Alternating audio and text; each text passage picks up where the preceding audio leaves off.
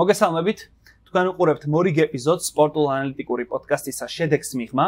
მანამ სანამ საფეხბურთო თემებზე საუბარს დავიწყებთ, ძალიან მინდა გთხოვოთ, რომ დაალაიქოთ ეს ვიდეო, გამოიწოროთ ჩვენი YouTube არხი და პირველ რიგში მინდა მივესალმო ბიჭებს, ირაკლის და რეზის, როგორ ახართ?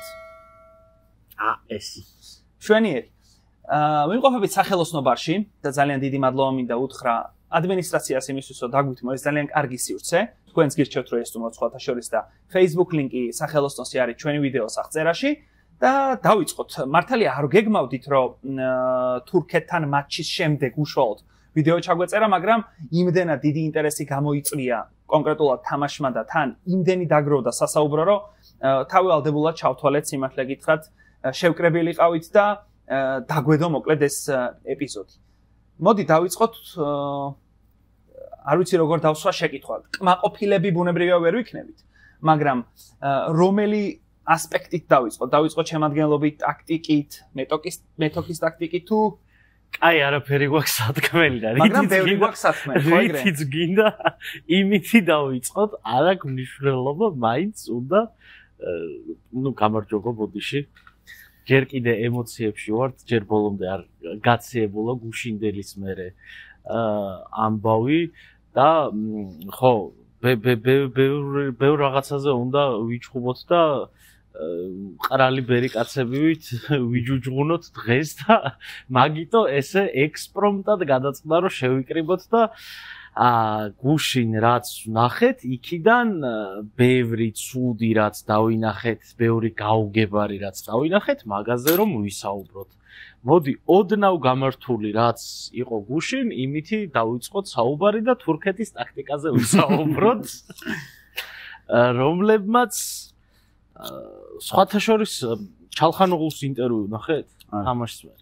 საქართველოს ნაკრებისგან მეცველოდიო ხო? მეცველოდიო, მე პირადათო და ჩვენც მეცველოდით. ჩვენც მეცველოდით და მე ჩალხანოღლუს ესეთ პასუხს გავცემ, სავარაუდოდ ვერ გაიგებს ახლა რას ვთახმა. თურქეთისგანაც ბევრად მეცველოდი, გულზე ხელი რომ დავიდო, არაფერი დიდი გუნდი არ არის. და ძალიან მარტივად შეგვიძლია რომ გასვლაზე დაუქამბეკოთ. მაგაზე ცოტა მოგვიანებით.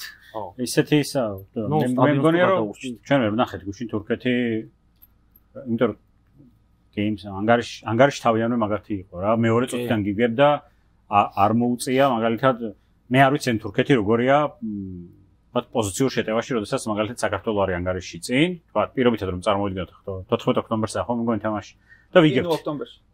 14-ია ზუსტად. ხო, მახსოვდა.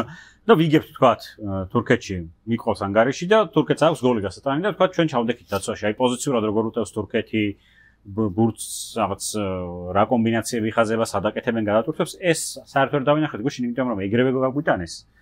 და ამის შემდეგ თურქეთისგან ჩანდა ის რომ სიტუაციური პრესინგი ეფექტური ქონდა, აქ პრესინგი იყო თურქეთის ეფექტური თუ ჩვენ ვიყავით კატასტროფული ბურთის ამოტანის მხრივ, განსაკუთრებით ცენტრალური მცველები, რომლებიც შეცდომაზე უშვებდნენ.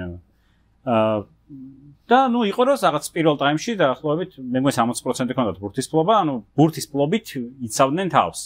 აგორავდნენ ამ ბურთს და რეალურად დახევარდაცვაში ქონდათ რიცხობრივი უპირატესობაც, ხარისხობრივი უპირატესობაც, იმიტომ რომ ჩალხანოღლუ, გიულერი, ხო, იმას მაგარი თამაში ქონდა. ძალიან ბევრი მაღალი დონის მოთამაშე ყავთ და შესაბამისად ბურთის კონტროლი არ უჭირდათ და 3-0 რო წაიყვანეს თამაში მე აღარც ჩანდა რაღაც ისეთი, რომელთა შეიძლება და დაუბრუნებულიყავით, უბრალოდ ზურიკომ გააკეთა იქ ინდივიდუალურად გოლი და შემდეგ უკვე იყო აბსოლუტურად იდიოტური წითელი ბარათი მიიღო, ცენტრში წითელ ბარათს იღებს ფეხბურთელი, ყველა იდიოტორია ჩემთვის რა კონტექსტში უნდა მოხდეს და ამან მერე რაღაც შექმნა ის რაღაც დაძაბული ფინალი, რომელიც იშვილეთ გოლს. თურქეთის ნაკრებზე რო ვთქვა რამდენიმე სიტყვით. თურქეთის ნაკრები პრაგმატული გუნდის შთაბეჭდილებას ტოვებდა გუშინ. რა თქმა უნდა, გასაგები იყო ის, რომ პირველივე თუ მეორე წუთზე გოლი გაიტანეს და ფაქტობრივად 1-0 დაიწყეს თამაში, თუმცა აღსანიშნავია ის ფაქტი, რომ რეზი იმ პრესინგს, რომელსაც აკეთებდნენ, ეგ იყო ჩვენ სუსტ წერტილებზე დარტყმა. მაგალითად, როდესაც გიორგი ქოჩორაშვილს ამოქონდა ბურთი, არ იყო სავალდებულო, რომ ან ეს ტურტოღლუ ან არდაგულერი ქოჩორაშვილზე ამოსულიყო, იმიტომ რომ იცოდნენ, რომ ქოჩორაშვილი უფრო უკეთესი ბურთის ამომტანია.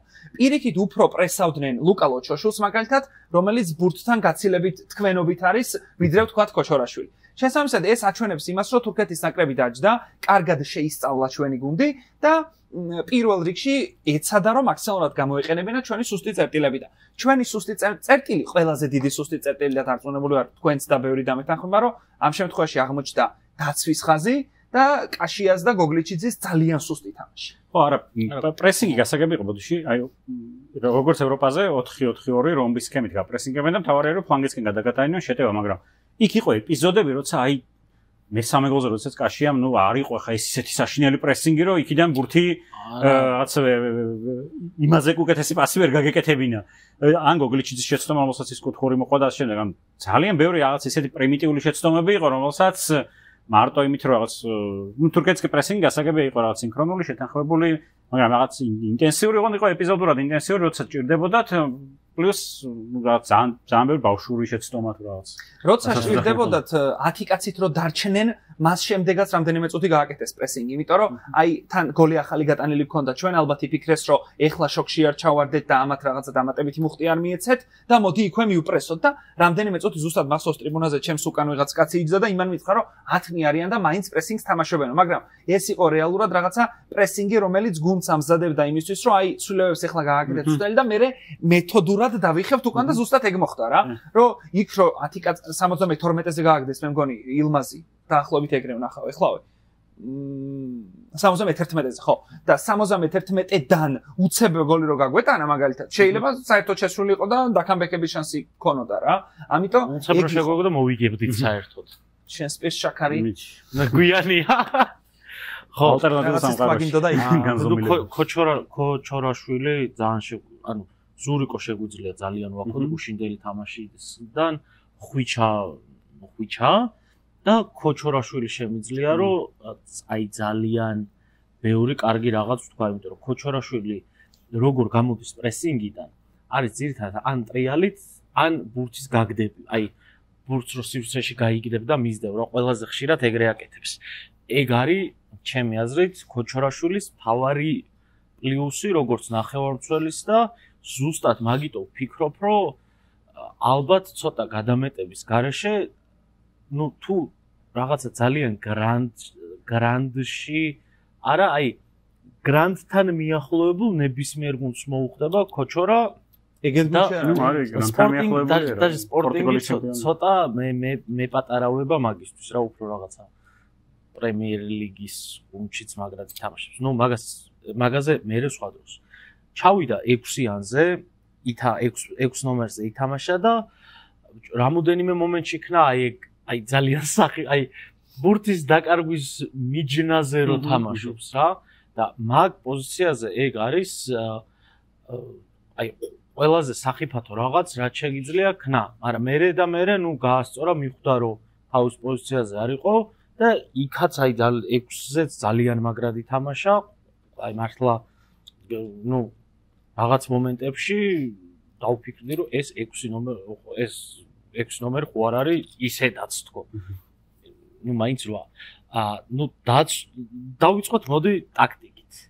რა დავაყენე? აი რა დააყენა სანიოლმა. ნუ ფორმაციაზე მე ვილაპარაკოთ, მაგრამ რომელიმე აი რაიმე გეგმა დაინახეთ, აი რას ვაპირებდით საერთოდ. აი რა გვინდოდა ამ 4-4-2-ში. აი რაღაცა მწვრთნელს ხო აქვს გეგმა, რომ აი ეს უნდა ვქნათ. არ თუ ეს არ გამოდის, გვაქვს გეგმა B. ნუ გეგმა B რო არ გვქონდა. მე მგონი რომ პირველ ტაიმში ძალიან კარგად გამოჩნდა. მაგრამ გეგმა არ ადაინახეთ გეხვეწებით მითხარი. იცი რა, გეგმაზე ძალიან რთულია საუბარი, როდესაც თუ გახსოვთ, დღეს სპეციალურად გადავამოწმე დრო რო სწორად მეთქვა რა. მე-15 წუთზე, როცა კუთხურს ვაწვდით, გურამ კაშია მივიდა ტექნიკურ ზონასთან. ხიზანიშვილს ელაპარაკებოდა, მე მობრუნდა და სულ რამდენიმე წამში ქოჩორა ანიშნებს ტექნიკურ მხარეს, რომ 6-იანიო, ანუ 6-იანზე ჩავიდეო. შესაბამისად, წყობა, რომელიც მე-15 წუთზე იცვლება, ესე იგი, ანუ როგორი ცუდი წყობა, ანუ გეგმა A როგორი ცუდია წარმოიდგინე. თან ვერ ვიტყვით ახლა იმას, რომ იმ 15 წუთში რაღაცა 3 გოლი გაგვიტანა თურქეთმა. ხო, კი ბატონო, 1 გოლი გაუშვი, მაგრამ მე რა მაგრამ უკვე მე-15 წუთზე რო გეგმის ცვლილება წყობის ცვლილება დაცვა შეცვალა 4-4-2 გადააკეთა 4-1-4-1-ად რა დაცვაში თამაშდა მან ჩაიწია ქოჩორაშვილმა უკანი მე როდესაც სიმართლე გითხრა მე როდესაც მივდიოდი დინამოსკენ და ვნახე ძირითადი შემადგენლობა ვიფიქრე რომ ჩვენ როდესაც აქ წინა გადაცემაში საუბრობდით რომ ხუთმცველიან ტაქტიკას ითამაშებს მე მეგონა რომ გამოვიცანით ახლა აზაროვს და წიტაიშვილს გამოიცნოდით თუ არა ეგ ცუდალის გადასაწყვეტი იყო იმიტომ რომ მეტნაკლებად რაღაცა აგებულებითაც ერთნაირი ტიპები არიან ხო გემოვნების საკითხი შეიძლება იყოს წიტაიშვილი თუ აზარო წიტაიშვილი მე მეგონა რომ იქნებოდა მესამე კი არა და მეხუთე მცველი ეგრეთ წოდებული ლატერალე როგორც იტალიაში ამბობენ და ნუ აქეთ კაკაბაძე და როდესაც იქ ამოანათეს დიდ ეკრანზე რომ შემადგენლობა ჩანს ხო იცი იქ რომ ნახე რომ წიტაიშვილი წინ იდგა UEFA-ს შეცდომა ამეთი იმიტომ რომ ხდება ხოლმე ეგეთები რომ UEFA იმაში და რომ დაიწყო და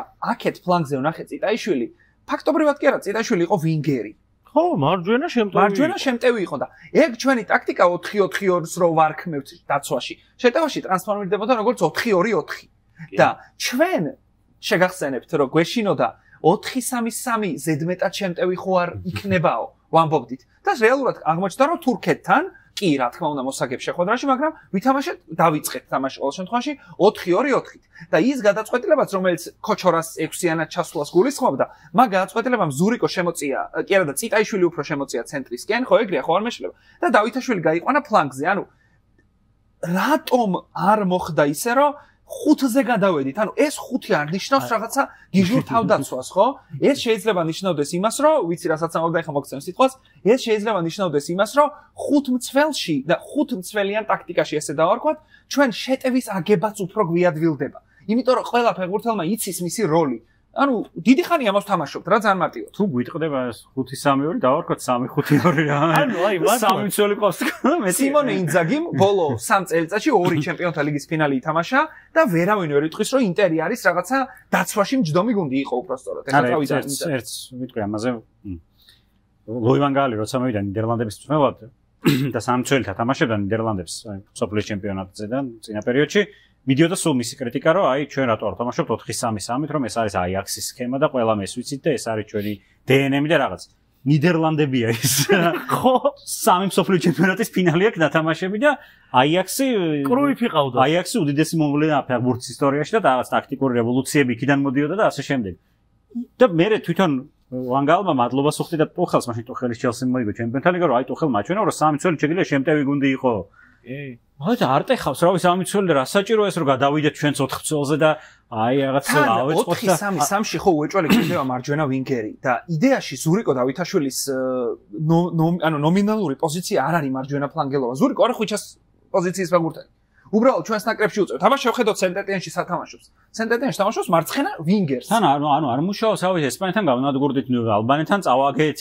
გუშინ არ ვარ რავი რომ გუშინიდან სიმართლე გითხრა მეორე გოლი რო გაუშვით თუ რაღაც ის მოდა არც ისა რომ დაბრუნდა უკვე 3 მცველი არ არის მოდიდან ამოვარდნილი სქემა ძალიან ბევრი გუნდი იყენებს ან მე აი დავიწყოთ იქიდან რომ რატო ვცვლით იმას რაც მუშაობს მოდი ესეთი რაღაცა ვთქვათ რა ურემი რო გადაბრუნდება გზამერე გამოჩნდებაო ეგ გამოთქმა არსებობს მაგრამ ვილი სანიოლი იმიტომ იღებს რამ მილიონ ლარს ხო იღებს თუ რაღაც რასაც იღებს 9 მილიონ ევროს ხო იღებს იმაში რომ იყოს მწვრთნელი და აი ეს ურემი სანამ გადაყირავდება მანამდე დაინახოს 4-4-2-ს თამაშობთ 4-4-2-ში ანუ აი აქ აი ამ პოზიციაზე რა ლურჯები ვართ ჩვენ ერთი უნდა იყოს ჯანიანი აღარ მაკელელე რომელიც აი ყველაფერს გადაკეტავს საჯარიმოს კუთხიდან საჯარიმოს კუთხემ დარბოდეს აი ეს უნდა დარბოდეს გიჟივით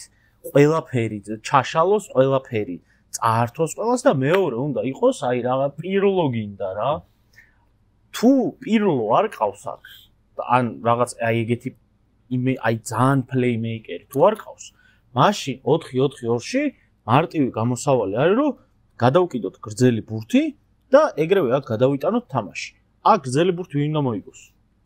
მიქაუტაძე ძალიან მაგარი თავდამსხმელია, მაგრამ გრძელი, აი მაღალი არ არის. მაღალი არ არის რა, ხო. კარგი, უნდა წამოვიღოთ ფლანგიდან, ხო, ბურთი. ანუ გუშინ რა 4-4-2 თან 4-4-2 რო დავინახე, ნუ მეგონა რომ ალბათ გვინდა რომ ფლანგზე შევქმნათ რაღაცა სამკუთხედები და ვქნათ უპირატესობები. ხვიჩა შევწიეთ წინ რაღაცა ცენტრში, იქით დავაყენეთ წიტაიშვილი იყო, რომელიც ვინგერებამდე ვერ მივიტანეთ ბურთი. ოკეი, კაი. რატო არ შეიძლება 3-5-2-ზე გადმოსვლა? სად არის ეს? რატო გადმოუწი? 3-5-2-ზე აი ყველაზე მარტივად გადადიოდა აქედან რა, როცა ზურიკო იყო აქ. და всё. თან ყავს გოგლიჩიძე, რომელიც სამცველში თამაშობს, ყავს ლოჩოშვილი, რომელიც სამცველში თამაშობს, გურამ კაშია, რომელიც ჩემი აზრით უკვე ძალიან შეცვლაზე უნდა ვიფიქროთ. შეცვლაზე უნდა ვიფიქროთ, არა, უნდა შევცვალოთ და გუნდში უნდა იყოს, ანუ იმას კი არ ვიძახე რომ ნაკრებიდან უნდა გავაგდოთ კოკაც. ეგეთი გამოცდილი და რაღაცა ეგეთი აიქონ მოთამაშე როცა ყავს, ეგრე ჰოპ და მოდი რა, აღარ გვჭირდები, არ ვარ ჩვენ მადრიდის რეალი, რომ იეროს რო უთხრეს, ეგ უთხრათ გურამ კაშიას რა, ტეხავს. ყველაფერს თავითავანებ. მაგრამ სამ წელში გურამ კაშია ამდენ შეცდომას არ დაუშვებს, იმიტომ რომ გურამ კაში არ არის მართლა ვირჯილ ვან დაიკი, რომ რაღაცა სასწაული პასები გადაჭიმოს და არ აქვს ძალიან ელიტური პასი. როცა აი არც მამარდაშვილს არ აქვს, როცა აი აქ არის 4 კაცი, ის რომ რაღაცა ძალიან ელიტური პასი არ გაქვს, ეგ იმალება რა, იმიტომ რომ რაოდენობა გაქვს ბევრი და პლუს 1 ცოტა ხო, ძალიან გავერთი. პლუს 1 ნახევარმცველიც დაეხმარება, აქ უკვე 5 კაცია და 5 კაცი რაც არ უნდა ცუდი პასი ქონდეს, გაათამაშებს ბურთს. კარგი, არ გვინდა ეს რა ქვია, 3-5-2. რატო არ გვინდა? იმიტომ რომ ერთ-ერთი მთავარი მიზეზი არის ის, რომ ხვიჩა კვარაცხელია უნდა იყოს ფლანგზე, ხო? იმიტომ რომ ყავს მთავარი ვარსკვლავი. ბიჭო 4-4-2-ში ფლანგზე ხო არ არის? აი თუ გვინდა რომ გადავიდეთ 4-3-3-ზე. და ნუ რაღაცა ტრავმების გამო ვერ გადავედით 4-3-3-ზე. რატო არ უბრუნდებით 3-5-2-ს და კიდე ვაფშე ახალს რატო ვიგონებთ? ანუ ყველა მოთამაშე ვისაც რა პლუსი აქვს დავაყენეთ ისეთი ტაქტიკა, რომ ვერცერთის პლუსი ვერ გამოჩნდა და კიდე ერთ რაღაცას მარტო მინუსები გამოჩნდა. კიდე ერთ რაღაცას ვიტყვი აი ამ თემაზე ზუსტად. როდესაც მეორე ტაიმში ლოჩოშვილი გავიდა და ანუ პირველ ტაიმში ხო ყველა ვნახეთ რომ ხვიჩა როდესაც იღებდა ბურთს 3-4 თურქი შემოესეოდა ესე თურქ სელჩუკებივით ჩვენი ისტორიიდან რო გავიხსენოთ და რა თქმა უნდა 4 კაცი მოატყუოს ხვიჩამ ყველა ეპიზოდში ეს ხო შეუძლებელია. რატო ხდებოდა ეს? იმიტომ რომ თურქებმა იცოდნენ ძალიან კარგად რომ ლუკა ლოჩოშვილი ეგეთი ეფექტური ვერ იყო შეტევაში. რა მოხდა მაშინ როდესაც 68 წუთზე ირაკლი აზაროვი შემოვიდა. მას შემდეგ ხვიჩამ გოლი ხო გაიტანა. მეკარემ ხო აუღო და ერთი ესე შორეული მოჭრილი რო დაარტყა, ძალიან ცოტა აცილა რა. შესაბამისად მოხდა ის რომ მოედანზე შემოვიდა ფეხბურთელი, რომელიც შეტევაში გაცილებით პროდუქტიულია, ირაკლი აზაროვი და ცველს ელემენტარულად მულდურს ამ შემთხვევაში მოუწია ის რომ არტო ხვიჩას კი არ უნდა მივაქციო ყურადღება, არამედ იმან არ ჩამირბინოს. იგივე ყურადღება წამოვიდა აქეთ დემირალის და ბუნებრივია იმ საყრდენის, რომელიც იყო ეს იუქსეკი და ნუ ჩალხანოღლუსიც და ხო ამის თქვა მინდოდა პრინციპში ეს ტაქტიკის თემას რო დაამთავრებ, კიდე რაღაცები მაქვს შემონახული და სახე. ხო, ანუ თან ეგ სქემა ისე არ უნდა წარმოვიდგინოთ რაღაც სტერილურად რომ 3-5-2 როცა აი აქ თამაშობს სულ. ხო, კვარა, ანუ ეგ არის ჰიბრიდულია ყოველთვის სქემა რა, კვარა შეუძლია გადავიდეს თავის საყვალო პოზიციაზე და იქიდან შექმნას რაღაცები და მაშინ სხვანაირად ხდება და სქემის ტრანსფორმირება თქვა. ბევრს არ მოსწონდა ეხა კვარას თამაში ნაპოლიში, მაგრამ დაახლოებით ეგ იყო რა. კვარა ლუკაკოსთან ერთად იწყებდა აქ და მე მიდიოდა ფლანგზე. და იქიდან მოტევდა და იქ იყო მაკტომინეი შერბოდა და რაღაც მთელი რიგი მექანიზმები არსებობს. ანუ ეს ფეხბურთელი ბიბული არ არიან ამ პოზიციებს რა. ბევრი რაღაცის შეცვლა შეიძლება და არ არის აუცილებელი რომ რაღაც ესპანეთი 4-3-3 თამაშობს, ჩვენც 4-3-3 ვითამაშოთ რა. ხო და თან ანუ კვარაზე კიდე ერთი რა არის. კვარა შუაში, ანუ შუაში მოთამაშის გაკონტროლება ბევრად მარტივია. ანუ ბევრი რაოდენობრივად რო გააკონტროლო, მეტოქე გუნდისთვის ამბობ, რა თქმა უნდა, აბა ხუჩა ფლანგზე რო ყირავდება რა რაღაცა იმათ სისტემა, იმიტომ რომ ის იქით არის და მოდი ცოტა იქით მივიწიოთ რა და აქეთ რჩება ზონა. რატომ მოვიწი არ ვიცი, მაგრამ რაღაც. ეს მაინტერესებს Paris Saint-Germain-ი უნდა მეთქვა, რადგან Paris Saint-Germain-ი 3-3 თამაშობს. Paris Saint-Germain-ს სხვა ისა. მე გონია რომ ანუ ვილი სანიორულმა ამოწურა თავის საქართველოს ნაკრებში და უფრო არა ამოწურა არა უფრო სხვანაირად გუნდი ბევრად უფრო მაღალი კლასის ყავს ვიდრე მწვრთნელის კლასია. ნუ დანაკარგებიც ვთქვათ, ხო? კიდეიშვილი. მანამდე მინდა რამდენიმე სიტყვა ვთქვა. არა მაინც. ეგ იკა ცალსახად შეფასდება ალბათ სოფლიო საკვალიფიკაციო ეტაპის შემდეგ და ვნახოთ რა იქნება. ხო, დანაკარგები კიდევ ერთხელ ვიტყვი იმას, რომ ტაქტიკა ბუნებრივია სხვანაირად უნდა შეულიყო, მაშინ როდესაც კიდეიშვილი და ჩაკვეტაძე გუნდში იქნებოდნენ და როცა იქნებიან, კი ბატონო, იმიტომ რომ ამ ორ ადამიანს შეუძლია რომ იმ პრესინგს თავი დააღწიოს და ბურთი ამოიტანოს უკეთ. რაც შეეხება რის ერთმანეთს მინდოდა, ჩემი აზრით ყოველ შემთხვევაში მამარდას დაეტყო ეს უთამაშებლობა. ის პირველ წუთზე ფეხით მარჯვენათი რო ამოიტანა, იქაც რაღაც ცოტა დაბნეული მეჩვენა და ნუ სეივი არ ქონდა, ეხლა ვერ ვიტყვი რომ სამივე გოლი მისი ბრალი იყო თქვა, რომელიმე იყო მისი ბრალი. უბრალოდ აი რაღაცა თითქოს ფეხებზე ვერ იდგა მყარად ვერ იდგა რა. არად ვერ იდგა ეტყობოდა მოედანზე ეგრევე. ერთი ნიკა გაგნიძე მინდა რომ შევაქო, იმიტომ რომ კარგად შემოვიდა და მას შემდეგ რაღაცა გუნდი თითქოს უფრო მეტად ვიდრე პირველ ტაიმში დალაგდა, პირველ ტაიმთან უკეთესი გამოჩნდა, უფრო მარტივია, იმდენად ცუდი იყო პირველ ტაიმში გუნდი, მაგრამ როცა გაგნიძე შემოვიდა, მე მექვაბიშვილიც უკეთესი გამოჩნდა და იქ პირველი გოლის მომენტში რა კარგად შევიდა ხას უკან, როდესაც ძელს გაარტყა. გიორგი მიქაუტაძე იყო სამწუხარო ძალიან სუსტი და ვერ ვიტყვით ახლა იმას, რომ გიორგი მიქაუტაძე არ არის ფორმაში, ვერ ვიტყვი, იმიტომ რომ ლიონთან ძალიან კარგად დაიწყო. უბრალოდ ეს შეიძლება იყოს იმ ფსიქოლოგიური პრობლემების ფონზე, რაც მოხდა რა. ანუ ყოველ შემთხვევაში ცუდი იყო. და ერთი შეკითხვა რაც მაქვს. გიორგი გულიაშვილი როდესაც გამოვიდა მოედანს და არაფერს ვერ ჩიგულიაშვილს ბუნებრივია ძალიან კარგი ბიჭია. გიორგი გულიაშვილი არის უფრო მიქაუტაძის სტილის ფორვარდი, ხო ეგრეა. სიმაღლეშიც დაახლოებით შეიძლება ტოსტორები არიან რა. რატო არ შემოვიდა ბუდუ ზივზივაძე? როდესაც ბოლო წუთები რატო არ თამაშობს? ხო, ეს არ გეგონოთ რომ იმიტომ სვამ როგორც კომენტარებში ხედავთ ხოლმე ზოგადად Facebook-ზე და ის არის ცნობილი შეკითხვა, მაგრამ მე სვამ სხვა მიმართულებით. ბოლო წუთზე მე ვიცი რიგი გუნდები, რომელსაც ჰარი მაგუაირი შემოყავს თავზე საბრძოლოდ, ხო? და ნაკრებშიც მომხდარა ეგრე რომ ნორვეგიასთან როცა უშანსოდ ვაგებდით, ბუდუ შემოვიდა და ზუსტად იგივე აზაროვის პასით თავით შეაგდო, ხო გახსოვთ? რატო არ შეიძლებოდა ან ხო არ სჯობდა, რომ ბუდუ შემოსულიყო ან გულიაშვილის ასვათ, ან საერთოდ იმას შეგახსენებთ თუ არ გახსოვთ, რომ 4 ცვლილება გავაკეთეთ. აი ეგ კიდე ცალკე თემაა. რატო 10 კაცს ვეთამაშებით, რატო 4 ცვლილება? იყოს რომ ვინახეთ მოედანზე მოსახსნელი? ვისაც სირბილი შეეძლო და ვისაც კარში დარტყმა შეეძლო, რავი, ყველა უნდა შემოგვეყვანა, მე მგონი. ერთი ამ სამცველენ იმაზე ერთსაც ვიტყვი, გამახსენდა და იმიტომ. ტუხელი ხო ახსენდა. მანამდე ჩელსიმდე სამცველით არ უთამაშია არასდროს. არც მაინცში, არც დორტმუნდში და არც პარის სენ-ჟერმენში. ყველგან მცველი თამაშობდა. უბრალოდ მე როცა ეგ თუ გასულ შუა სეზონში აიყვანა ჩელსიმ. შუა სეზონში მიიყვანეს. და თვითფრინავში როცა შეხედა შემადგენლობას ჩელსის და გადაალოთ, თვითფრინავში როცა მიფრინავდა, თქო რომ ამ გუნდს მოუხდება 5 მცველი. თუ ტუხელმა გადაწყვიტა რომ ეს არ არის მისთვის რაღაც ტრაგედია და დრამა, რომელიც მთელი ცხოვრება 4 მცველი თამაშობდა. ჩვენს თუ კარგად გამოგდის ეს რაღაც 5 მცველი თამაში, რა საჭიროა ეს რაღაც იმის მოფიქრება, იმიტომ რომ არ ვიცი, ამ გუე მართლა ვერ ხვდები რატო, იმიტომ რომ რაღაც გულშემატკივრები ითხოვენ თუ ექსპერტები ითხოვენ თუ ვინ ითხოვს არ ვიცი. ითხოვენ ეგრე, კაცო, არაბიძეზე ხო გახსოვთ რა ამბავი იყო, მაგრამ ნუ არ მიიღო გადაწყვეტილება მწვრთნელმა ფედერაციამ თუ ვინც იხებს და ვის მოუბრუნდებოდა ენა რომ ამ ნაკრებზე ცუდი ეთქვა, იმიტომ რომ გავედით სოფლიო ჩემპიონატზე, ხო ეგრეა, მაგრამ ევროპაზე. აი, ენა მიყილა მე მგონი და მაგის თქვა მინდოდა ეხა ზუსტად რომ მიუხედავად პირველი მარცხისა არაფერი აქ დამთავრებული არ არის. არაფერი დამთავრებული არ არის. ფინალად მიდი თქვი. თქვი. ფინალად შეირაცხა ეს თამაში, 6 ქულიანი შეიძლება იყოს, იმიტომ რომ ნუ პროცენტულად ისე ჩანს რომ ჩვენ და თურქები ვიბრძოლებთ მეორე ადგილისთვის, მაგრამ არაფერი დაკარგული არ არის. ხო შეიძლება რომ ოქტომბერში როდესაც ჩავალთ თურქეთში, იმათ არ ყავდეთ ჩალხანოღლუ და არდა გულერი მაგალითად.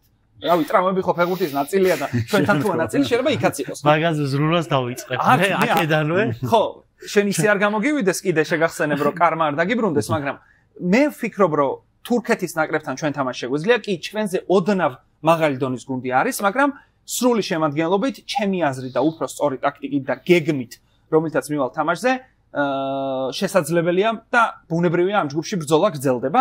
ამისთვის უპირველეს ყოვლისა ზეგ უნდა მოუგოთ ბულგარეთს. ხო, ეს ერთი კიდე ის თქვენ წეგან რაღაც ძალიან უცებ გადავხდით თემიდან და ისე გამოვიდა ეს სანიელი გასაშვებია რა. ცოტა არგუმენტი ჩემი აზრით ჭირდება. არა, შენ შვენიერი არგუმენტი თქვი ჩემი აზრით. ანუ ადამიანს რომელსაც ეგ მოსაზრება აქვს რომ სანიოლმა თავისთავი ამოწურა, ბუნებრივია ეგ უნდა დადარდეს ფეხბურთელებთან რა. ხო. ეგ მაგაში რაღაც დონეზე გეთანხმება. ხო, ერთი რომ ეგ რომ ანუ ბევრად მაგარი გუნდი ყავს, ვიდრე ყავს წვრთნელი რა. უფრო გამოცდილი და უფრო მაღალი დონის. ანუ სანიოლი რომ მოვიდა, მაშინ არავის არ უნდა თითქმის საქართველოს ნაკრების ჩაბარება რა. ეხლა უკვე მაღალი დონის წვრთნელებიც დაფიქრდებიან, რომ შეიძლება ამ გუნდში, ჩემი აზრით. შეიძლება არ დამეთანხმო, შეიძლება დამეთანხმო, მაგრამ ბოლო-ბოლო მსოფლიოს ერთ-ერთი საუკეთესო მოთამაშე თამაშობს იქ და საინტერესო ნაკრები ყავს. ხო და პლუს უკვე სანიო მადლობა ძალიან დიდი ევროპის ჩემპიონატზე გაგვიყვანა, ძალიან მაგარი ნაკრები დაგვიყენა, მაგრამ უკვე თამასაც მაღლა იწევს. ექსპერიმენტები კიდე ან ბევრ ექსპერიმენტს ატარებს რა. და შეცდომაც უფრო ძვირად ფასობს, ხო ეგრე? უფრო ძვირად ფასობს შეცდომაც. უფრო ჩანს ეს შეცდომებიც რა, კარგად ჩანს ეს ყველაფერი და თუ ვიწყებთ რაღაცა ახლის შენებას, რაც არის 4-3-3, მგონია რომ სანიოლი რაღაც არ წარმომიდგენია ისეთ მწვრთნელად, რომლის გუნდიც ბურთს დაიჭერს, ბურთს აკონტროლებს, რაღაც 4-3-3-ზე რა თამაშიც ასოცირდება, ეგეთი მწვრთნელი ცოტა არ მგონია რა. შეიძლება ძალიან ვწდები და ღმერთ მაქნას რომ ისე ვწდებოდე რომ აი რაც ეხლა ვთქვი ყველაფერი როდის თავდება ეს საკვალიფიკაციო ნოემბერში რომ თავდება, აი ძალიან დიდ დებილობად გვეჩვენებოდეს. ღმერთ მაქნას ძალიან გამიხარდება და ვიტყვი რა დებილობა ვთქვი თქო, მაგრამ ალბანეთთან თამაში, აი ბოლო 10 თამაში თუ რამდენი ხო 10 თამაში რო გაიხსენო სანიოლის ყოველ მეორე თამაში აი დამწყები მწვრთნელის შეცდომას უშვებს რა, ეგრე რაღაც ცოტა ეგრე მეჩვენება. იგივე ალბანეთთან რო გამოვიდ რო ვერ გავარკვიეთ საერთოდ 8 შემტევი რო იყო. რა გვინდოდა ამ ცხოვრებაში. კიდე იგივე იყო უკრაინასთან მახსოვს ხო მე მგონი უკრაინას პოლონეთში პოლონეთში ვეთამაშე. რაღაცა შეცდომები დაუშვა. დღეს თურქეთთან თუ იყო გადამწყვეტი თამაში და აი 4-3-3-ს თამაშობთ გასაგებია, მაგრამ თუ გადამწყვეტი თამაშია და 4-3-3 არ გამოდის. კიდე ახალს რატო იგონებ? ანუ 4-ით უნდა იწყებოდეს მაინც და მაინც. არ შეიძლება რომ ძველი სქემა დავაბრუნოთ და უბრალოდ ვთქვათ რომ ეს არის 4-7-9. აი რა მნიშვნელობა აქვს, რას დავარქმევთ რა? ეხა მივადექით იმ ნიშნულს ამას თუ არ დავაჩერებთ. იმას კონტე ატყუებდა ეგრე შარშან დელაურენტის. დელაურენტის მოთხოვნა აქვს რომ 4-3-3 და ითამაშონა. ხო. და ეს 4 მცველი გამოყავდა და პოლიტანო ჩამორბოდა მე მეხუთედ და სასტარტოდ 4-ია, მაგრამ ის მეხუთე ხარ ამ შეიძლება აქვს რომ მორბის აი. მონოლოგი სანამ გადაგეზარდა. თან დღეს უნდა დავდოთ ეს ვიდეო, ამიტომ დროულად ვიცით ირაკლის სამონტაჟი. კარგი, მე მინდა კიდევ არ გამომრჩა. არა, მე მგონი მე რაც ჩამოწერილი მქონდა. რაზე ვჯუჯღუნებდი ჩატში, გამახსენეთ. ამდენით რომ გავიღვიძე და ჩამოვწე, ფიქრობდი ყველაფერ რაზე უნდა ვილაპარაკობთ, მე ჩამოვწერე არ დამოვიწყდეს მეთქი, იმიტომ რომ ძალიან ბევრი აზრი მიტრიალებდა მართლა გონებაში. არა, მე დილას ვერ გავიღვიძე, იმიტომ რომ გუშინ საღამოს საერთოდ ვერ დავიძინე. შენ განებივრებული ხარ. ჭკუიდან გადავედი, აი ნერვები მეშლებოდა და ამას ვიტყვი თქო დღეს დილას გავიღვიძე და აღარ მახსოვდა აღარაფერი. კარგი, მე მგონი სასაუბრო დრო კიდევ გვექნება, მით უმეტეს ბულგარეთთან მატჩის შემდეგაც ვაპირებთ, იქ სავარაუდოდ საკლუბო ფეხბურთს მივაბამთ, თუმცა ბუნებრივია საქართველო-ბულგარეთზე ვისაუბრებთ. მინდა კიდევ ერთხელ გთხოვოთ და მოგიწევოთ, რომ ესეთ ემოციებში რო ვართ და ამდენს რო ვლაპარაკობთ და ვშრომობთ, დაგვიფასოთ და ალაიქოთ ეს ვიდეო და გამოიწეროთ ჩვენი YouTube არხი, რაც ძალიან მნიშვნელოვანია და დავემშვიდობოთ თუ ლუქსემბურგი ჩრდილოეთ ირლანდიაზე ვისაუბროთ. ლუქსემბურგი ჩრდილოეთ ირლანდიაზე ვისაუბროთ, რადგან ლუის ძალიან უყვარს ჩრდილოეთ ირლანდია. კიდევ ერთ სამყაროდო აქცია კავრობის. სახელოსნო ბარს და ხო, უკეთესი თამაშის იმედით ბულგარეთთან წარმატებით ჩვენს ბიჭებს და აუცილებლად მოსაგები მატჩი, აი კიდევ უფრო აუცილებლად მოსაგები მატჩი. მალეა დასაუწყებელი ეს თამაში და ბულგარეთთან როგორც მინიმუმ ისეთი თამაში უნდა დავდოთ, რომ აი ეს ხასიათი და აი რაღაცა გაბრაზე აზრით რო ვერ ჩამოვაყალიბე ნორმალურად, უბრალოდ რომ ვიჯუჯღუნე ამ გადაცემაში, აი ეგეთ ხასიათზე მერც რო არ იყო და ძალიან ბევრია ჩემსავით ზუსტად ვიცი საქართველოში დღეს, იმიტომ რომ ძალიან დიდი მოლოდინი ქონდა ამ თამაშს და ძალიან არ გამართლდა. როგორც ამ ადამიანმა ჩამოაყალიბა უკეთესი მომავლის იმედით, აუცილებლად გამარჯვებით უნდა დაუბრუნდეთ შემდეგ სანაკრებო პაუზებამდე და ჩვენ კი პრინციპში ძალიან მალე დაუბრუნდებით. ალბათ სულ რამდენიმე დღეში, მას შემდეგ რაც დასრულდება ბულგარეთთან თამაში და კიდევ უფრო მოგვიახლოვდება საკლუბო ფეხბურთი. დროებით.